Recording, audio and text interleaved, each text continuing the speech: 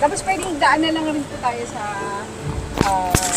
Alpha Mart tayo ng Oo, sige. Good morning, sir. Opo. Pasensya na, hindi ko na nasagot yung mga tawag nyo kagabi. Pag late at night, medyo tulog na kasi ako eh. Kumusta na po? Nasabi ko po sa inyo ng inyong kasama yung ano. Ano po bang meron? Ano bang gustong mangyari ni nanay ngayon, nanay Amy? Ano sa gusto? Dadalhin mo ata yung pasyente sir sa sa mental hospital sa Mandaluyong. Opo, tapos? Ay wala po kasi ambulance na masasakyan. Kaya yung driver ko ng ambulance natin ay nagpa-check up po sa hospital dito sa Lipas. So, anong desisyon ni nanay? Hindi, wala bang ambulansya ang ospital? Hindi ko lang po alam sir eh. Kasi nakitawag daw siya kagabi. Oo. Pero ano ang naging final na sinabi nila kagabi, ma'am, sir? Kasi meron, kung kailangan talagang ilipat, may final na decision sila eh. Yun lang po gusto ko sanang malaman. Sabi po kagabi po sana yun. Opo. Ililipat daw po. Opo. Kung may ambulance. Opo. Wala naman po sa ambulance. Kaya, pumunta rin po ako dito sa aming kaso ngayon naman. Sabi bukas, tigat ngayon na ako. Kaso yung driver ko, wala ko dyan.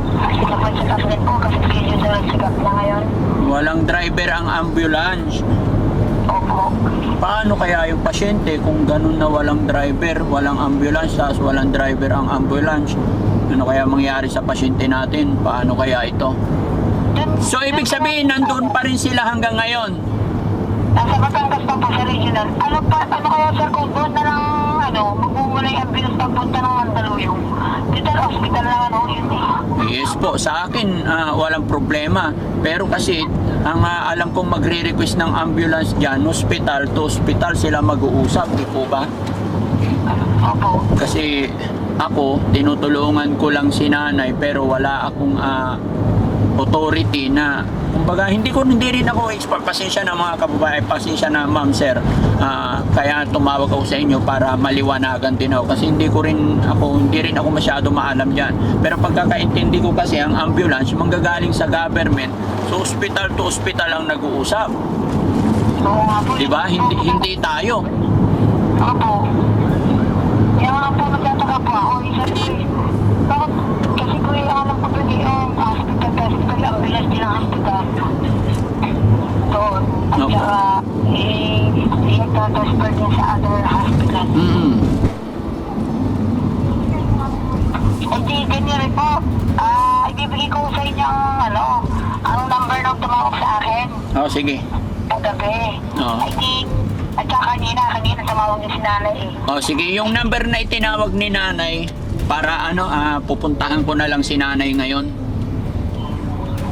Opo. Ay, sige. Para malaman niyo po. I-update niyo rin po ako kung saan halimbawa sa transfer na, ay di para hindi na ako makipag-usap dito ng ambulance kung saan dumating yung driver ay nagpa-check up pa po eh. Pero kung sana ma'am, kung darating ang driver dyan ngayon, hanggat hindi pa ako nakakontak sa inyo kasi nandito pa ako sa may Carmona, pero papunta ako ngayon, kung sinong mauuna sa, halimbawa hindi pa ako nakakontak sa iyo at nandyan na yung driver, baka pwede pasuyo kasi kawawa naman si nanay, alam naman natin.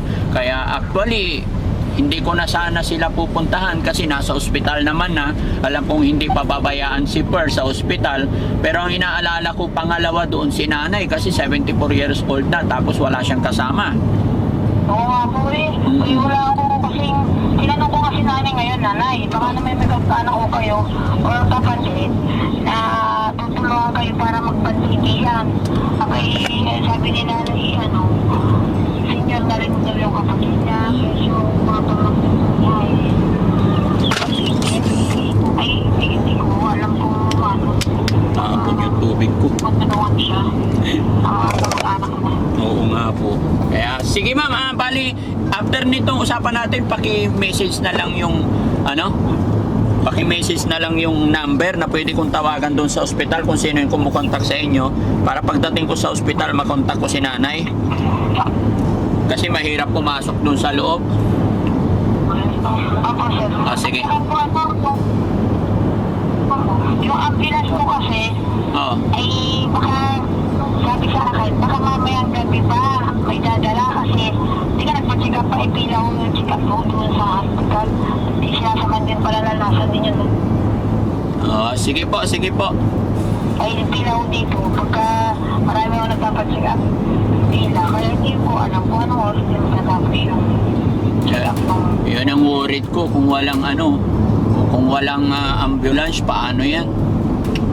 Pero, magkagusto lang ako kaya kayo ng ambulance sa regional, papunta ng Mandaluyong. Pero hospital naman po yun eh. Sige po. Pero hindi naman ako, gaya ng sinabi ko, hindi ako pwedeng mag-request na nandito ako. Hindi ako related sa pasyente, wala ako sa ospital. Ang authority talaga mag-request yan, sila po. Hindi ako pwede. Pero sige, di bali, titingnan na lang natin ma'am pagdating ko doon sa ospital kung anong pwedeng mangyari at kung anong pwedeng gawin natin. Salamat po ma'am, magandang morning po. Sige po, Okay, thank you. Ayun mga kababayan, mga kabarangay, good morning po ulit. Ayan, bali ikalawang araw ni Nanay Amy at saka si Per sa ospital. Pero kagabi mga kababayan, alas 9 ng gabi, may mga nagte-text sa akin at saka nagtawag. Kaya lang sorry, hindi ko na po nasagot at hindi ko na nabasa ang message nila. Ngayong umaga ko na nabasa dahil tulog na po ako at medyo napagod sa maghapon na pabiyahe-biyahe. Siyempre Makati, Carmona to Batangas, tapos pabalik. Medyo napagod ang inyong lingkod mga kababayan. Pero ngayon mga kababayan, dahil sa message po, nanghihingi ng saklolo si Nanay Amy na ililipat daw sa Mandaluyong. Ito nga ang problema namin ngayon mga kababayan, yung ambulance na paglilipatan kung saan daw ako kukuha dahil wala daw silang ambulance. Kesyo wala daw ambulance yung kabila at yung sa kabilang barangay naman is wala daw yung driver. Pero sa message sa akin kanina mga kababayan ay kagabi, wala daw gasolina, ay diesel, wala daw pan diesel yung ambulance. Kaya ito, napilitan ang Team Daddy Frankie na ura-urada pupunta ngayon sa Batangas General Hospital para masaklolohan natin si Nanay Amy. Kaya mga kababayan, samahan nyo po muli ang Team Daddy Frankie para magabayan natin si Nanay at ma-update ko rin kayo regarding po kay Per Joy Domag na sana ay tuloy-tuloy na at ay pag-pray natin. Samahan nyo po ako manalangin sa ating Diyos Ama na malagpasan ni Per Joy ang kanyang pagsubok na dinaranas kasama ang kanyang ina. Maraming salamat mga kababayan. Sama-sama po tayo, tuloy-tuloy tayo.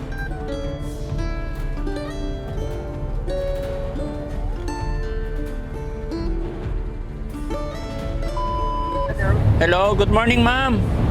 Ma'am, si Daddy Frankie po ito. Nakitawag yata si Nanay Amy Domag sa'yo. Tanungin ko lang ma'am kung nandyan pa rin ba sila? Dito ba Sige po. Si Daddy Frankie po. Ay, Daddy, good afternoon. Si Nanay Amy na ba to? Oo. Kumusta na kayo dyan, Nay? Ito, lipat ako sa age.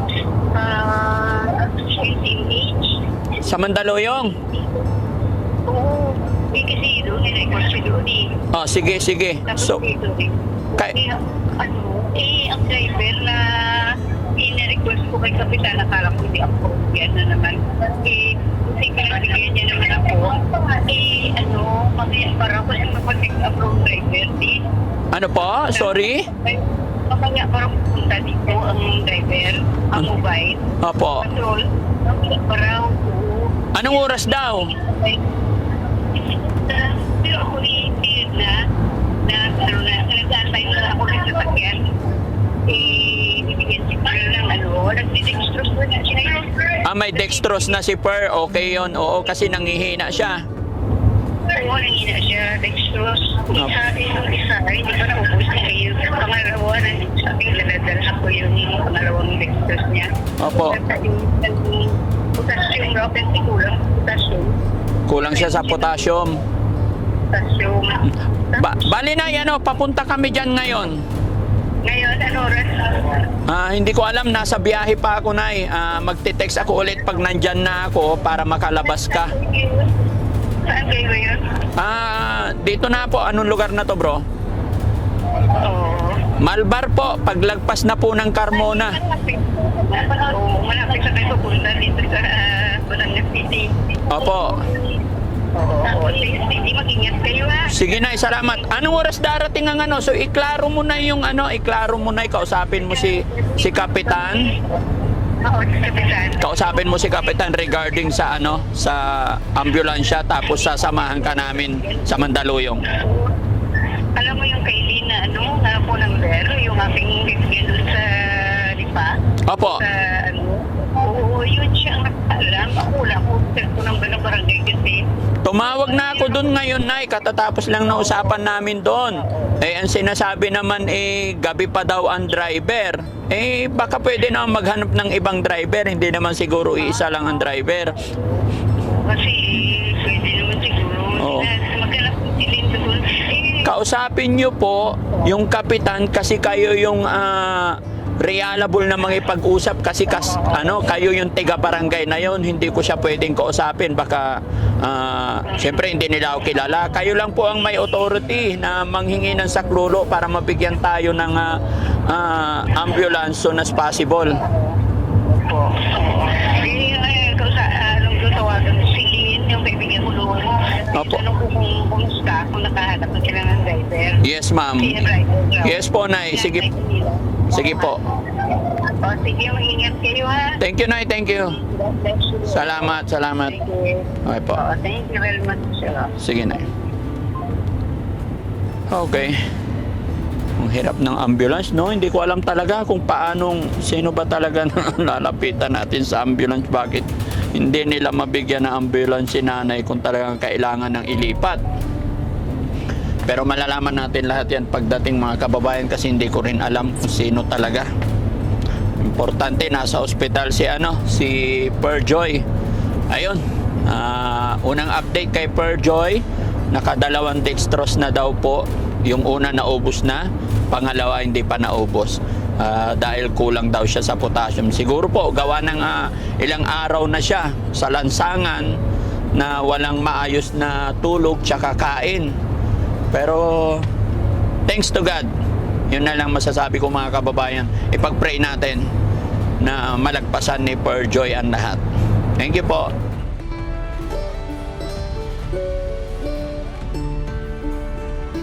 Hours later.